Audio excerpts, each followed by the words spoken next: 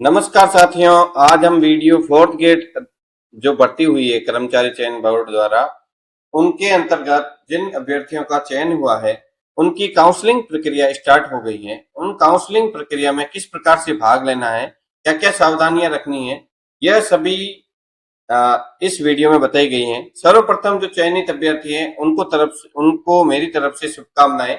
आप अपनी चयन प्रक्रिया में काउंसलिंग में भाग लेते वक्त कुछ सावधानियां रखें जो इस वीडियो में बताई गई हैं। आप सभी से निवेदन रहेगा कि इस चैनल को लाइक सब्सक्राइब शेयर जरूर करें।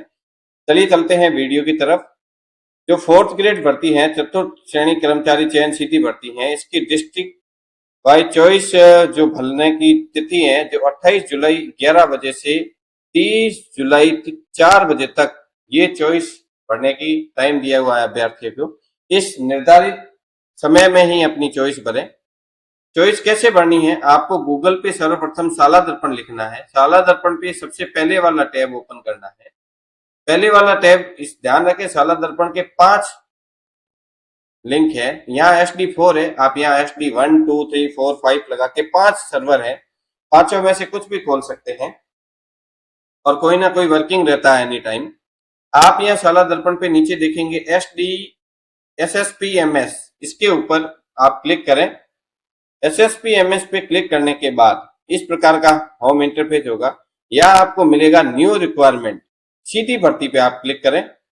सीधी भर्ती पे जैसे ही क्लिक करोगे तो यहाँ कुछ आपको स्क्रीन पे प्रदर्शित होगा। सबसे पहले आपको कैंडिडेट रजिस्ट्रेशन करना है।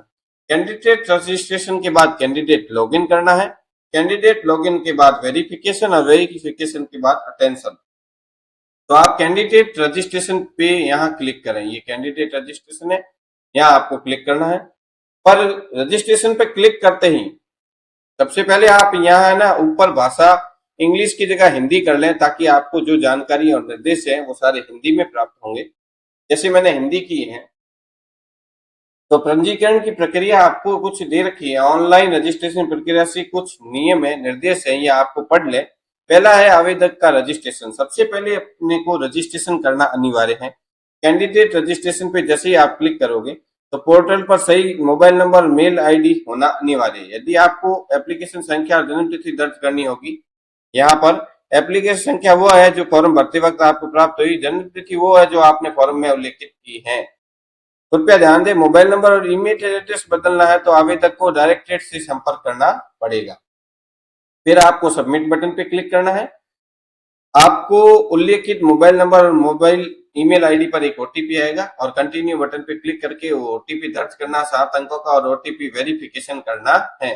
OTP वेरीफाई के बाद आपको जो रजिस्टर्ड मोबाइल नंबर और ईमेल ID है उसके ऊपर यूजर ID और पासवर्ड आपको भेज दिया जाएगा। जब तक आप रजिस्ट्रेशन नहीं करोगे तब तक आप जिले और मंडल चयन का विकल्प नहीं भर सकते हैं। फिर है आवेदक लॉगिन। पहला है हमारा आवेदक का रजिस्ट्रेशन, दूसरा है आवेदक लॉगिन। आवेदक लॉगिन होम पेज पर कैंडिडेट लॉगिन बटन पे क्लिक करना है, यूजर ID पासवर्ड कैप्चा लगाने हैं। ये सारी प्रक्रिया आगे मैं बता रहा हूँ। सबसे पहले उम्मीदवार पंजीकरण। उम्मीदवार पंजीकरण पे जैसे ही आप क्लिक करोगे तो यहाँ चयन का प्रकार आएगा सीधी भर्ती, चतुर्थ श्रेणी कर्मचारी सीधी भर्ती 2024। यहाँ आवेदन संख्या जो आपको एप्लीकेशन नंबर प्राप्त है, यहाँ आपकी जन्म तिथि और यहाँ नाम। और जैसे ही आप सबमिट बटन पे क्लिक करोगे तो आपको रजिस्टर्ड जो मोबाइल नंबर और मेल ID होगी उसके ऊपर यूजर ID और पासवर्ड आपको भेज दिया जाएगा। अगर इसमें किसी भी प्रकार का संशोधन है तो निदेशक प्रारंभिक माध्यमिक शिक्षा निदेशालय बीकानेर में आप संपर्क करना पड़ेगा। फिर आपको स्क्रीन के ऊपर राइट साइड में लॉगिन बटन पे क्लिक करना है। लॉगिन बटन पे क्लिक करने के बाद यहाँ आपको यूजर नेम, पासवर्ड और कैप्चा लगाने।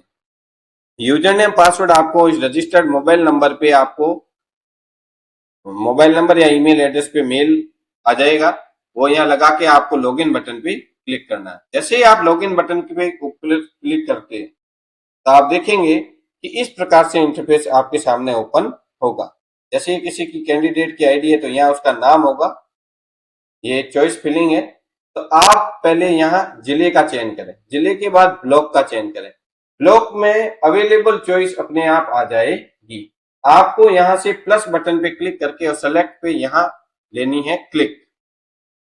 आपको यहाँ जो चॉइस हैं इसकी प्लस बटन पे क्लिक करके सेलेक्ट के अंदर लेनी है इस टैब में। यहाँ आपको चॉइस भरनी है चॉइस फिलिंग, मतलब 1 नंबर पे कौन सी है, 2 नंबर पे कौन सी है। यहाँ कोई स्कूल को हम आवश्यकता अनुसार ऊपर नीचे कर सकते हैं। चॉइस फील्ड में विद्यालय का चयन करें, आवश्यकता अनुसार सेलेक्ट ऑल करें, सेलेक्ट ऑल से अप डाउन करें, मूव टू विकल्प का चयन करें, अंत में चॉइस लॉक करें। चॉइस लॉक होने के बाद कोई परिवर्तन संभव नहीं है। तो देखो, आप यहाँ सेलेक्ट कर सकते हैं एक स्कूल, सारी स्कूलें सेलेक्ट कर सकते हैं, रिमूव कर सकते हैं, कोई यहाँ से हटा सकते हैं, कोई अप डाउन कर सकते हैं, कोई सी के प्रायोरिटी चेंज कर सकते हैं, और लास्ट में है सेव सेलेक्टेड चॉइस। जैसे आप सेव सेलेक्टेड चॉइस पे क्लिक करोगे, ये कार्य सावधानी से करें, ध्यान रखें साथियों, आप इस कार्य में नए हैं तो इसमें किसी भी प्रकार की लापरवाही नहीं करें। सेव सेलेक्ट से चॉइस में क्लिक करोगे तो फिल चॉइस पे यहाँ आपको बता देगा कि आपने स्कूलें फिल की, भरे गए विकल्प और आपको दिखाई देंगे। अगर आप कोई चॉइस लॉक नहीं करते हो तो नियत तिथि के बाद सिस्टम द्वारा ऑटो लॉक कर दी जाएगी। ये ध्यान रखें, स्पेशल है, ऑटो लॉक कर दिया जाएगा। और आवश्यकता होने पर एनीवेयर इन डिस्ट्रिक्ट के आधार पर विद्यालय आवंटित कर दिया जाएगा। मतलब आपको जिले में कहीं पे भी विद्यालय का आवंटन हो सकता है। इस प्रकार से आप इस चॉइस लॉक में सावधानी बरतें। कोई भी प्रॉब्लम है तो आप मेरे कमेंट बॉक्स में लिख दें, तो आपको समाधान का पूरा प्रयास किया जाएगा। धन्यवाद साथियों, आपको मेरी जानकारी पसंद आई हो तो इस चैनल को लाइक सब्सक्राइब से जरूर करें। हेमंत कुमार, शाला दर्पण एक्सपर्ट, ग्राम पंचायत वाले।